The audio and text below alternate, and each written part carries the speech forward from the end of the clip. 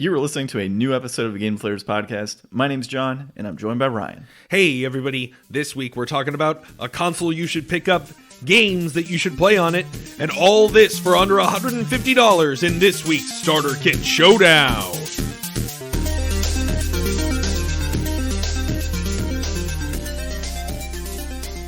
Are you sure that's the intro you want? You want to retake it? No. We're gonna stick with this one, Ryan. I only say that because Ryan broke down into Master Roshi old man in his first take. I'm losing it already. Yeah, it was great. This is episode number 2 today that we're recording. This one you'll hear at some point in time. Today being February 6th, and who knows when you'll hear it. So today we're talking SNES Starter Kit Showdown. As always, we are starting with the second console in a lineup. I don't know why. I think the thing was that we did Genesis. That's what it was. So we did Genesis. And then somehow you thought that that's how we had to do them from moving forward. Because we did release the PlayStation ones in order, but we did record the PS2 one first. Yeah, I know. That's why it was funny. You're like, oh yeah, we always do it this way. I'm like, I only did it once, but okay, we'll stick with the tradition. So surprisingly, we were both like, wow, I can't believe we haven't talked SNES. I mean, like I feel like we've done more of these than we have, but really it's just been like some Game Boy stuff and some PlayStation stuff for the most part. Yeah. So we still have a lot more of this to go through, but yeah, we're talking Super Nintendo. I mean, I think of all the consoles we're going to go through, this is the one that for me sparks the most. This was video games like propulsion into like the super mainstream. Well, this is what we grew up on. But like getting like a console this powerful in your house for, you know, a reasonable amount of money, and it had such longevity to it. I mean, we'll talk about all of this a little bit, but I mean, just to start us off, the Super Nintendo Entertainment System. We're going to be talking about the North America stuff because that's where we're located. So the U.S. launch price was $199. Came out August 23rd, 1991 with a 5-game strong lineup. You had F-Zero, Gradius 3, Pilot Wings, SimCity, and Super Mario World. I am going to point out, rate of inflation, the Super Nintendo, if released around now, would be about $400. Okay, well, $200 sounded a lot more reasonable earlier. Yeah, I was just like, I need to look this up because you're like reasonable. I'm like, well, I mean, we were paying like. Well, so $400, or okay, so $199 reasonable when you consider that some games that were coming out then were coming out for like $100. Oh, I know, and that's what's insane when you figure out the inflation cost. You're like, holy crap! It's crazy. This is one of those other things that I feel like younger people and like it gets lost in a lot of the conversation nowadays of like rising prices to $70 games. Like back in these days was before. Like I feel like right after the Super Nintendo, games kind of hit a standard. Like I don't remember PlayStation games being wildly differently priced. I think they're like $40 and $50, but they weren't like some were $90 and some were $50. Nothing like that. I mean, we get that nowadays with the collector's editions, and we'll go into our time with the console here. But yeah, definitely part of the overall story here, right? The rate of inflation and where games were back then compared to where they are now, and we all have. I mean, and we could probably talk about this some more if we did more research. But like when this came out, this was like the item. Like this was the Christmas rush. Everybody needed to have the Super Nintendo when it came out. It was everywhere. I mean, you had like this whole legacy that it started to really build up in the culture of like, you know, hardcore home console gaming and having these like really like I don't know, there's just something that was such a step up for the Super Nintendo from the NES for me that it really was like this is the real video games. Mm-hmm. We'll go finish up your history here, and then we'll kind of jump into some of our experiences. What we thought. I mean, So I mean, the launch lineup. That's mostly what I got there. Okay, nothing else. All right. Well, let's talk about a little bit. I guess let's dive into our time of our consoles when we were growing up. So, I can kick this one off Go really ahead. quick. So, my experiences initially started with the NES and then playing the NES. And I talked about this in the past, but then Super Nintendo was then given to me for Christmas years later. Do So you it's have any fun. idea when? What's that? Do you remember any idea when? 94 probably. Okay. I think is when I got it because I was going to be a little too young to play it beforehand. But 94 I got it. My first title, it was actually the All Stars box is what I got. I don't think I have that box anymore. No, I definitely don't. But I got the Donkey Kong box nowadays, which is pretty cool. But yeah, I had the All Stars box, which had the All Stars plus World Pack in as part of that, and that's what I played a lot of. But during that time period, my parents didn't know anything about the M-rated games or whatever, so we ended up getting like Mortal Kombat 3 Ultimate around. I don't know if it was like around the same time frame, 94, 95, because I'm not looking at the date it was released. But I remember that being one of our key titles we got on a Christmas. My brother and I were playing a lot of Mortal Kombat, and I would get upset when he would uppercut me only and just uppercut constantly. That's all he did. Pissed me off every time. We had picked up the Donkey Kong games, so Donkey Kong Country 3. We got Top Gear that same Christmas. A lot of great games that came out. And so I do remember as we would go to like Toys R Us and find games, it was always, for people that are not old enough, I guess, you would walk into Toys R Us, and at least mine was like this. They just had rows of like pictures of the games and slips where you took the slip to a back counter and they had like all the boxes in the back of the games, and then you would hand them a slip and they'd come bring you a full box game out. And that's how it worked. And so you had all your price points were kind of like up front, and it would say if there was any copies left, and that's just really how they maintained inventory and kept track of like how many copies they had on, available. But yeah, games were expensive. So, I mean, I remember seeing games for $65, $75 back then. Some at $44. It just was all over the place. And it was always an interesting experience because, like, it's still like, how you get those memories that you can remember a lot of things, and then some things are like just kind of bits and pieces. So it's always interesting to kind of keep that key memory in my head of like walking through like the Toys R Us aisle of just like basically plastic slips holding sleeves and pictures of the game boxes. Like, it's just a pretty unique thing to kind of look back at. Yeah. But yeah, so we did a lot of Donkey Kong. We played a lot of Top Gear. We didn't really dive into things like Zelda and Final Fantasy or any of those types of titles back then. We actually weren't really big into RPGs, my brother and I, so we just played a lot of platforming, played a lot of fighting games and a lot of racing games. And then our cousins had a lot of games as well that they would play.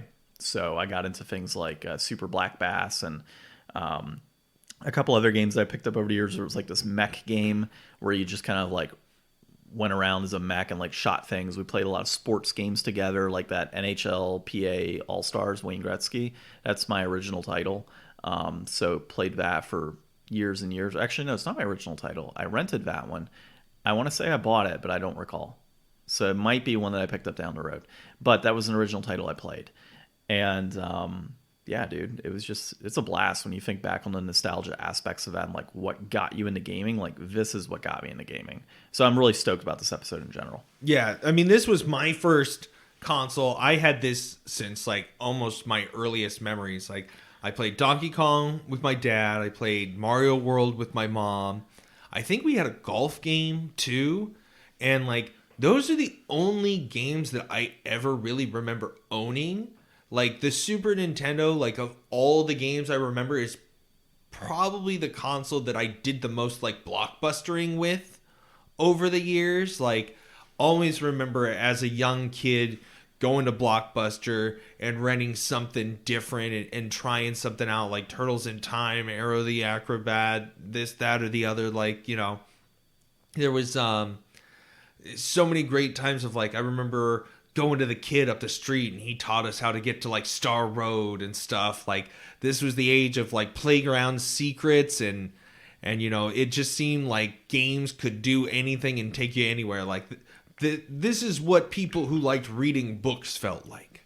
This was a magical age. Like, I was trying to do the math on it. I think I must have gotten this because my parents wouldn't have been like a day one buyer of this by any stretch. So I'm thinking that they probably got it in like 93 or so. So I was probably like 4 or 5 when I got this eventually.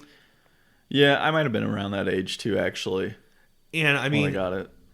You know, so many good memories, so many awesome games, so many, you know, going over to a friend's house and seeing what they have, and then, you know, borrowing games and stuff, go to GameStop is where this story ends.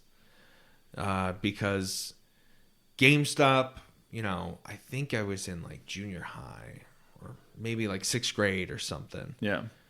Dude, I sold every childhood memory I ever had to GameStop, and I regret it so much to this day. Like the amount of money that they made off of us and then turned around and sold to other people who, in retrospect, have a way more of a profit now than GameStop ever made off of flipping those back in the day to savvy people. Like, man, I wish I could go back and stop me from piecemealing out my childhood. Well, I kind of feel the same in regard to, because I didn't really piecemeal out my childhood. I've never really sold games ever. So unless it's like extras. I remember going into GameStops and seeing Super Nintendo games for dirt cheap. Yep. And I never picked them up because I was playing PS2 and PS1 stuff. So why? You know, they still were selling Super Nintendo games at a very heavy discount during the PS2 era. And I just never jumped on them. Like, I could have bought Final Fantasy games for like $10 a pop back then. I just never did. So it is what it is. I mean, live and learn. And nowadays, you know, if I see titles that are kind of older, you know, I'll generally pick them up. Yeah. You know, but it is what it is. You know, I think the Super Nintendo for me is probably like the most iconic. Like if I think about a video game, like I think about a Super Nintendo cart. You know, like the physicality of it, like the shape of it, the look of it, the, you know, just the little peak wraparound sticker on top so that as you shelve them, you can still tell what they are. Like, there's so much that went into, you know, the, like, video games in general. Like, of all the history of everything that's been put into video games, for this to be the one that really leaps out and builds that brand, like, not even just for me, like, obviously we grew up with it, but I want to say that, like, in general, the public still probably looks back to that the same way that I think that, like, when most people think about, like, a generic car, they probably think about, like, you know, like a mid-90s sedan. Yeah. You know, more so, because it's just kind of like, that's the period where, like, you know, you would have seen in the news, like, oh, Nintendo. You know, it was everywhere at the time. Like, as big as video games are now and how much marketing is behind them, like, people don't feel for that in the same way. Like, now I think it's more about, like, the games themselves than the consoles. Like, the last console war really wasn't, like, too huge. Like, people aren't really arguing about, like, you know, is the Xbox, is the PS5 now that it's out. Yeah. Obviously, when they were still not out, it's all we could freaking talk about, and I was over it. Yeah. It's, you know, I don't really have too much else to talk about in regard to, like, my history of the console. Standout titles. But yeah, stand-up titles would be something I'd want to talk about. And I think for me, standout titles are, of course, the Donkey Kong franchise, Country franchise. That's like your mainstay favorite series. Yeah, I mean, I got so much Donkey Kong crap in my house, it's ridiculous. So Donkey Kong, Bomberman, Super Bomberman was a lot of fun back then. Zelda wasn't standout for me. I mean, it's a standout title now, but it wasn't standout for me back then. Top Gear franchise, I really wish they would bring back Top Gear. The music for that game is phenomenal. I love that game. So I would say Top Gear. I still need to buy Top Gear 2. Jurassic Park. Me too. Standout title. I just was watching F8 Beard Bros. They did a playthrough of the Jurassic Park game, and it's like such a poorly designed game, but I remember it so well. I want to, you know what? I actually want to replay that. That's a game I should replay. And it was hard too. Well, back then it was. Yeah. Let's see, another standout That was a title for one me. renter for me because I could not figure it out as a kid. Yeah. There were always like, this was the age of games before, the internet technology and me being old enough to do any of that kind of stuff. Like, if you got a game and it was just Nintendo hard and you didn't know what to do, that was it. You just didn't rent that game again. That was just a bad game at that point. Exactly. I would say that the Mario All-Stars Plus World Pack, and I know almost every single game on there except World is going to be NES. But of course, it was an SNES release to get all of those out there. So for me, it was Lost Levels was obviously a big one I liked to play. Of course, beat that down the road. Mario 3 was always fun, especially the flutes. And that was one of those like playground type situations where it's like, oh, if you duck here and you do this, you can go get the flute type of thing. So that was always fun. And then, of course, World is phenomenal. I've beat World God knows how many times already. Same with like Donkey Kong Country 3 and Country 2. Country Run I didn't play as much. So, I mean, that's really like, those key standout titles for me growing up. And there's tons more. You got Earthbound and Chrono Trigger and the Final Fantasy titles and Zelda, of course. So tons and tons of standout titles in that console. And a lot of underrated games, too, that have gone to like stupid prices as of late. That were released on the console as well that I haven't mentioned here. What about you? So, like I said, I didn't really have like a lot of games that I owned. It was mostly like rentals and stuff. So, I mean, Donkey Kong Country 1, Super Mario World. I really remember Turtles in Time was one that I rented a bunch. Gosh, Mario Kart I never had, but somebody else always had Mario Kart. Gosh, I think a lot of stuff, like I was going through the list trying to build out the games, and I was looking at some of the games that we've played since, and thinking about like the Super Nintendo Classic. I mean, we've talked about that a whole bunch of times, and it's like, I never played like the Kirby games. I never played Zelda. I never played Super Metroid or any of that stuff back in the day. And they're so much more accessible now in, illegal ways that are very, very easy to access. Yeah. So, like, I mean, Super Nintendo is that console for most people it's got to be the most emulated, I would imagine. There's so easy to just pick up and play these games that are really designed for everybody, and there's something out there for everybody. I think that like more of the standout titles to me are things that I didn't even play as a kid. Like, I really liked playing through Link's Awakening. I really liked playing through Super Metroid. Those were like fun games to play. And even Star Fox 2 we looked at and we determined like, this would have been like a really pushing the edge of the Super Nintendo, but like I'm glad that it didn't come out and it led to Star Fox 64 instead. Like, there's the Final Fantasy games, Chrono Trigger, things that I still haven't touched that I really need to play. There's so much on this one console that I feel like, like if you could only pick one console to have, I think this would be the one that a lot of people would choose. Oh, 100%. This would be the one that I would choose above anything else. Any consoles come out, I would choose Super Nintendo. It's kind of getting me thinking here, like, after I beat my New Games resolutions, I of course got a couple here I got to play still, a couple games to finish, but I kind of want to dive into some Super Nintendo games and just play some of them through and just re-experience that, because it's been a long time since I've actually like booted up just to play. I guess Captain Commando is one, but like booted up to like play some of those older titles that I enjoyed. So as far as our starter kit showdown is concerned, usually I'm the one that kind of jumps in and starts this one, so I'll do so here. So looking at price charting, I mean, obviously your mileage can vary here as far as the price of the console itself is concerned. They have it at $57.65 for a loose console, which would include cables and controller and all that good stuff. You said you found something on eBay for $50. You could probably find one locally for $40 to $50 as well. It just depends on where you're looking, really. So that's the normal console. I'm not looking at the mini for that. I think the mini is usually a little bit more. Is that the junior? Yeah, the junior size one that's kind of got like the weird design that came out years later. So yeah, but to go through my list, first on here is of course Donkey Kong Country 3, priced at $30.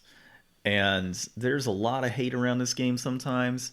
There's a lot of people that say number 2 is better, and that number 3 is not even, close to it. Well, I say proof's in the pudding on the price point, because number 2 is $25 and this one's $30. But dude, this is just such a fun game. Like being able to find all the banana birds, and I've probably talked about Donkey Kong Country 3 so many times, but the various level designs are fantastic. The bonus levels were a ton of fun, well above what they were on Donkey Kong Country 2. The interaction with the animals and the different animals that you get in this one were a lot cooler, I felt. You also had secret levels that you could find through some of the various boats and whatnot that you create along your way. The bears, so working with the bears and getting bear coins and unlocking things through them was always a lot of fun. There's the entire Lost World that's extremely difficult, but it's still a blast to play. And then there's, of course, the giant banana bird when you get 103% because you found all banana birds. And all 103%? Yeah, 103% completion. So it's a phenomenal game. The music is above and beyond any other title, I feel, as far as the Donkey Kong franchise is concerned. I love every single song on that game.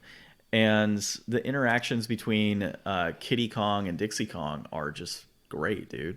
And then the 2-player compatibility as well. Being able to play with multiple players is a lot of fun.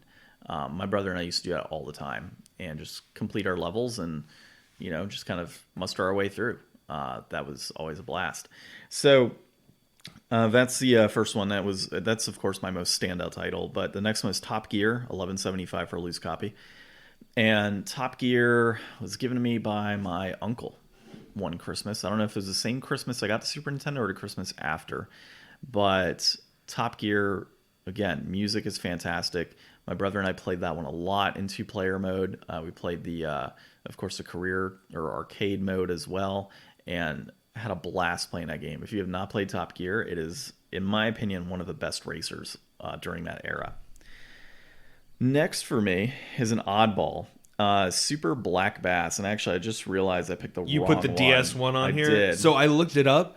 There's actually... That'll bring us closer in line. Okay. With our pricing. Okay. Because John took the more expensive console, so this will put us just $2 different instead of $7. So what is Super Black Bass on Super Nintendo going for? 17, I think is what it says. Really? Okay, so I'm going to be over. So if I did pick Donkey Kong Country 2 to put a Donkey Kong, it would actually put me at about right at 150 or so. But Super Black Bass for me, and I'm surprised that game is it's 14. 14. I'm surprised that game's going for that much, actually, to be honest. But Super Black Bass for me, my cousin played that one a lot, and it's just one of those games that it's casual. You can kind of sit back, you can take your boat and get your different fishing rods and go out into various lakes and different weather conditions and such, and different lures, and all, of course, trying to catch certain types of fish, this one being bass, and I think there's other types of fish you can catch as well. But I used to play this game with my cousin all the time, and then at some point I just ended up picking it up myself because I enjoyed it that much. And yeah, I mean, I would have this game. So we need to do a fishing game. Have we ever played a fishing game? No, and there's quite a bit. I own quite a bit. So this one, at some point in time, my brother and I think we had 2 Super Nintendo consoles. So we had one at my grandma's and then one at mine, or at our normal house. And so this game would actually sit at my grandma's, and that's what I would play. I would just play Super Black Bass. And just going to grandma's for fishing. That's all I would do. After school, I'd play some Super Black Bass, and it was a ton of fun. So you said $14 on that one, so I'm going to be over to 160. But if I, take off the 7, yeah, you're about $3 over. You're fine. Yeah, exactly. So I win, anyways. So, so the next one I have is NBA Live 95. Dude, I think this is actually historically one of the best NBA games that was actually produced on the console outside of NBA Jam. So I love sports games. I don't know. I'm just a sucker for it. But this game was always a blast. My brother hates sports games, and he played this game with me. So we would play NBA Live all the time, and used to play as the team I would play as every single game, and go through the standard career mode with not career mode, but the franchise Bulls mode. And the Bulls were in that game. We'll say I played with the Bulls. Who did you play? I'm not going to say where I used to live on the podcast and divulge more info about myself. Oh my gosh. So we'll say I played with Chicago. So I played with Chicago. And I did actually because of Michael Jordan. John's so secretive. Yeah. Heaven forbid anybody knows that he works for the CIA. Don't spill my secrets, Ryan. I'll put the Taliban on you. So yeah, NBA Live. I used to play Chicago though because of Michael Jordan. So we would play that one a lot. And it's just a great sports game. I mean, it really is. Like there's some shoddy things about it, just like any game back then. But it was a very fluid, easy to play game. Why is it only $4? I don't know, but it's worth it. It's a sports game, dude. Sports games are always cheap, for the most part. It's worth playing.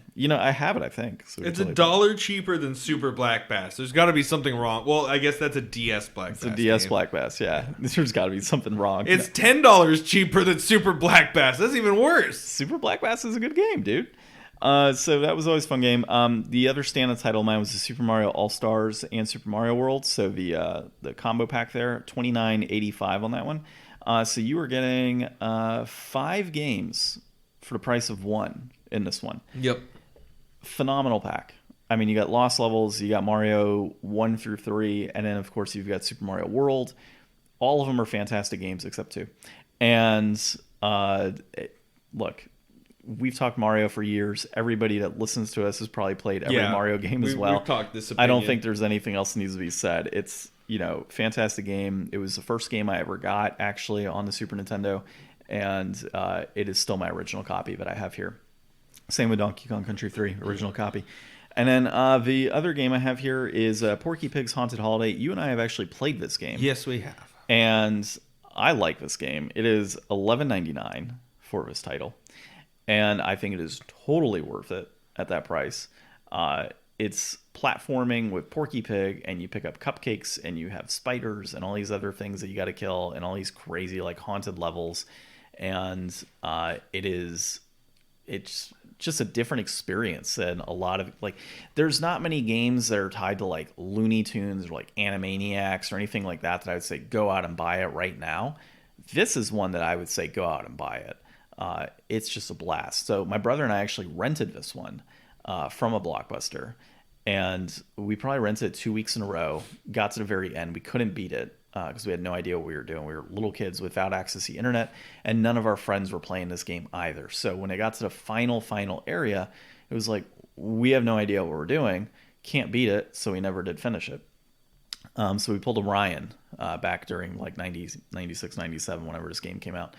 And yeah, I mean, that is what it is. And then down the road, it came across at the game shop I was working at. We were going to sell it for $3 or $4, and I had 30% off, so I picked it up and added it to the collection. So yeah.